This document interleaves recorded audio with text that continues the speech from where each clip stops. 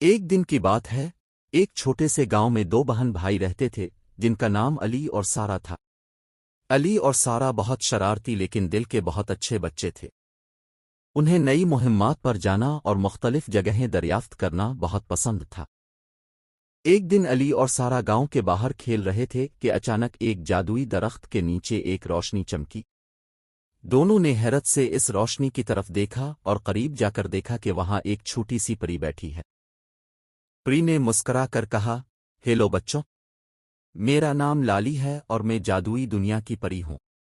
میں مشکل میں ہوں اور مجھے تمہاری مدد کی ضرورت ہے۔ علی نے پوچھا، لالی پری، آپ کو کس چیز کی ضرورت ہے؟ ہم آپ کی کیسے مدد کر سکتے ہیں؟ لالی نے بتایا، میری جادوئی چھڑی گم ہو گئی ہے اور بغیر اس کے میں اپنی دنیا میں واپس نہیں جا سکتی۔ اگر تم دونوں میری چھڑی تلاش کر سکو تو میں تمہیں ایک انعام دوں گی۔ علی اور سارا نے فوراً حامی بھر لی اور جادوئی چھڑی کی تلاش شروع کی۔ انہوں نے جنگل کے مختلف حصوں میں چھان بین کی لیکن چھڑی نہیں ملی۔ پھر انہیں ایک پرانا کتابی گھر نظر آیا جو جنگل کے بیچ میں تھا۔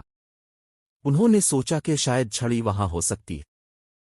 کتابی گھر کے اندر داخل ہونے پر انہوں نے دیکھا کہ ہر طرف کتابیں بکھری پڑی ہیں اور ایک بڑی کتاب کے پیچھے چھڑی رکھی ہوئی ہے۔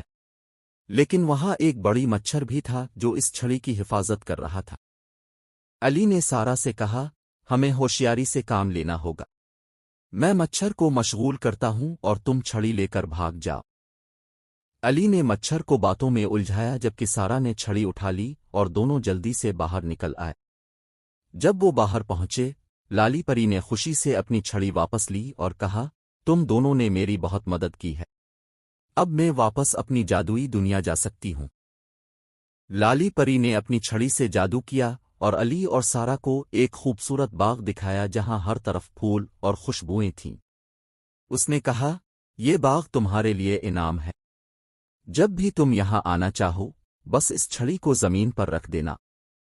علی اور سارا نے پری کا شکریہ ادا کیا اور خوشی خوشی واپس گاؤں چلے گئے۔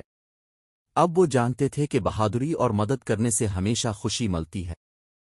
یہ کہانی بچوں کو بہادری، دوستی اور مدد کرنے کی اہمیت سکھاتی ہے۔ امید ہے کہ یہ آپ کو پسند آئے گی۔